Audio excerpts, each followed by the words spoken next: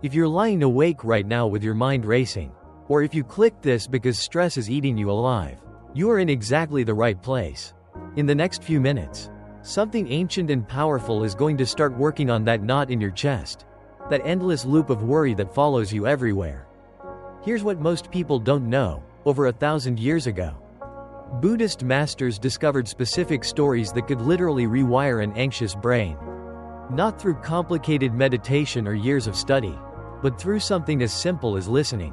Tonight, you're going to hear 48 of these stories, and each one is designed to do something your mind desperately needs: to stop, to rest, to finally let go. If it feels right, drop a comment and tell me where you're listening from tonight. Are you in bed in London at 2 a.m.? Or maybe driving home from another exhausting day in New York? Wherever you are, grab something soft, dim the lights if you can, and get ready to feel your nervous system start to unwind. Take one deep breath with me right now. In through your nose for 4 counts. Hold it, and release everything. The ancient masters who left us these gifts knew exactly what you're going through. They are about to show you the way out. 1. Mu. The power of not knowing. There was a monk who couldn't sleep. Night after night, his mind would circle the same question like a bird trapped in a cage. You know that feeling, don't you? When your thoughts won't let you rest. When you need an answer so desperately that the not knowing becomes a physical ache in your chest. He finally gathered the courage to approach Master Joshu. His voice barely a whisper. Does a dog have Buddha nature? This wasn't intellectual curiosity. This was a soul crying out for certainty in an uncertain world. Joshu looked into those tired eyes, saw the exhaustion that comes from thinking too much, and offered one simple word: mu. Nothing. No. The monk's face crumpled. This wasn't the answer he'd come for. But something deeper than disappointment was stirring in his chest. For the first time in months, his mind went completely quiet. Feel that silence for a moment. Mu. What if every question keeping you awake tonight could receive that same gentle response? Not because your concerns don't matter, but because sometimes the kindest thing you can offer an overworked mind is permission to not know. Permission to rest in the mystery instead of solving your way to peace. But wait, there's something I need to tell you about what happened to that monk afterwards. Because this is where the story gets really interesting. He didn't just walk away confused and disappointed. He stayed with that word, mu, for months, carrying it with him like a stone in his pocket. Every time his mind started its familiar spiraling, he would whisper it to himself, mu. And slowly, something extraordinary began to happen. The word stopped being a word and became a doorway into the space where all questions dissolve. Where peace lives before your mind divides it into problems and solutions. Maybe you've been carrying your own version of that monk's question tonight. What if those questions don't need answers right now? What if they just need the gentle recognition that it's okay to not know? 2. Gut's finger. The humility in teaching. In that same monastery lived Master Gut, who had discovered something beautiful about the nature of truth. When visitors came with complex spiritual questions, desperate for elaborate teachings, he would simply raise his finger toward the sky. That gesture contained everything. No words needed, no explanations, just that pure pointing toward what was always already here. A young attendant watched this daily miracle and began copying his master. But copying and being are different things, aren't they? One day, with the fierce love that only truth can inspire, Gut cut off the boy's imitation finger. As the child ran away crying, Gut called his name. When the boy turned, tears streaming, the master slowly raised his own finger. In that moment, the boy's tears transformed from pain to recognition. He saw what he'd been missing. The finger was never the point. The pointing was everything. Here's what nobody tells you about that story. The boy lived to be 93 years old. And for the rest of his life, whenever anyone asked him about that day, he would smile and say, "I learned the difference between having the answer and being the answer." He never raised his finger again. But somehow everything he did became a pointing toward truth. His whole life became one continuous gesture toward what matters most. Right now, you're not learning about Zen. You're experiencing it. The peace settling into your bones isn't coming from understanding these words. It's arising from the simple act of listening, of being present to something larger than your worried thoughts. But let me share something that might surprise you. Another master heard about Gut's finger pointing and decided to visit. When he arrived, He asked Gut the deepest question he could think of. Up went the finger, just as expected, but this master smiled and said, "Thank you for showing me what you don't understand." Then he walked away, leaving Gut speechless for the first time in decades. That night, Gut couldn't sleep. He sat in his garden looking at his finger, wondering if he had become trapped by his own teaching method. Had his pointing become just another performance? In that moment of doubt, something deeper awakened in him. He realized that true teaching isn't about having the perfect gesture or the right answer. It's about being so present, so authentic, that whatever arises becomes medicine for whoever needs it. 3. The man on the tree, breathing in an impossible space. Master Kyogen once presented an impossible choice that mirrors every difficult decision you've ever faced. Imagine a man hanging from a tree branch by his teeth over a precipice. He said softly, someone below asks him a question that could save their spiritual life. If he doesn't answer, he fails them. If he opens his mouth, he falls to his death. The students sat in stunned silence, feeling the weight of impossible choices they recognized from their own lives. Maybe for you, it's the choice between staying in work that pays the bills but kills your spirit, or following your heart into uncertainty. These are moments when every option carries unacceptable consequences. But what if the teaching isn't about solving the dilemma?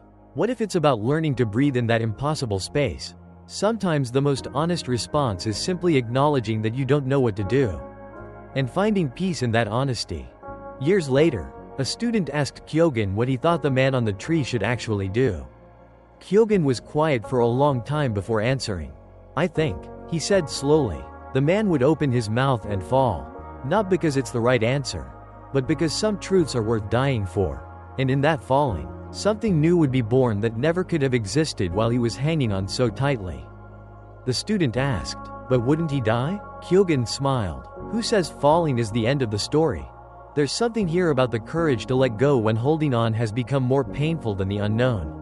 About trusting the process of transformation even when you can't see where it leads." 4. Washing the bowl. The sacred and the mundane. A young monk burst into Master Joshu's presence, eyes bright with spiritual ambition. "I've just entered the monastery," he announced. "Please teach me the path to enlightenment." You can feel his eagerness, can't you? That hunger for transformation. Joshu asked the most ordinary question. "Have you eaten your rice porridge?" The monk nodded, confused. "Then wash your bowl," Joshu said simply. No complex meditation instructions, no reading assignments, just this. Complete what you've begun. In that moment, the monk understood something revolutionary. The awakening he sought wasn't hiding in advanced teachings or future achievements. It was here, in the natural completion of ordinary tasks, in bringing full presence to washing a simple bowl. How much peace becomes available when you stop seeking it elsewhere and honor it exactly where you are. But here's what I love about this story. 20 years later, that same monk became a teacher himself. Students would come to him seeking profound wisdom, and he would ask them about their breakfast, tell them to wash their bowls. One day, a frustrated student said, "Master, I've heard this teaching 100 times. When will you give me something deeper?" The monk smiled and handed him a dirty bowl. "Show me how you wash this," he said. The student grabbed the bowl and scrubbed it roughly, impatiently. "Faster, please," he muttered. "I have important spiritual work to do." The teacher gently took the bowl back and began washing it himself. Slowly, carefully, as if it were the most precious thing in the world. He felt the weight of it, noticed the texture of the clay, and paid attention to the temperature of the water. The watching student gradually grew quiet, then amazed. "Master," he whispered, "you're washing that bowl like it's sacred, isn't it?" The teacher replied. "That's when it hits you, isn't it? The realization that there is no ordinary moment, no mundane task, no unimportant breath. That enlightenment isn't about achieving extraordinary states, but about bringing extraordinary presence to the most ordinary experiences." 5. Vastness and freedom. The stillness within. There was a master who shared a riddle that would transform his students' understanding of what makes life work. He spoke of a master wheelmaker whose creations had 50 spokes. But what if you removed the hub that holds everything together? The students immediately saw the problem. Without the central hub, the wheel would collapse. But the master was pointing towards something profound. The hub is empty space, yet it's the most essential part. Without that emptiness at the center, nothing can turn, nothing can move forward. Your life works the same way. How much of your peace depends not on what you accumulate, but on the spacious awareness at your center? That still point of consciousness that remains unchanged whether you're busy or resting, celebrating or grieving. A student once approached Master Joshu with a question that revealed everything wrong with how we think about spiritual achievement. I heard about a Buddha from ancient times who meditated for 10 cosmic cycles but still couldn't reach enlightenment. How is this possible? Joshu smiled with infinite tenderness. Your question answers itself, he replied. Since he was trying to become a Buddha, he wasn't yet being one. The seeking prevented the finding. This cuts to the heart of every spiritual struggle. What if the peace you're working so hard to achieve is actually what you're working with right now? What if the awareness you want to develop is the very consciousness that's wondering about awareness? Right now, without changing anything about yourself, you have access to the same awareness every Buddha has pointed toward. Not as something to attain, but as the ground you're already standing on. Conclusion: the home you've always been seeking. As these deeper stories work their way into your consciousness, feel how they're touching places in you that needed permission to let go. Permission to stop fighting and wear sandals on your head instead. Permission to make mistakes and let them wake you up rather than shame you. Permission to find Buddha in washing your bowl, rather than searching for enlightenment in distant realms. These teachings aren't asking you to become someone different. They're inviting you to stop hiding from who you already are, beneath all the stories about who you think you should be. The journey into trust and surrender is calling. The most counterintuitive teaching of all is the invitation to stop seeking entirely. Not because seeking is wrong, but because sometimes what you're looking for can only be found when you finally have the courage to stop looking. You are not broken and needing to be fixed. You are not lost and needing to be found. You are not incomplete and needing to be filled. You are the very awareness in which all stories of brokenness and wholeness appear and disappear like clouds in an infinite sky. You are the home you have been seeking, the peace you have been pursuing, the love you have been longing for. Rest now in this ultimate homecoming, this final recognition, this gentle end to all seeking, where you discover that what you were looking for was looking for itself through you all along.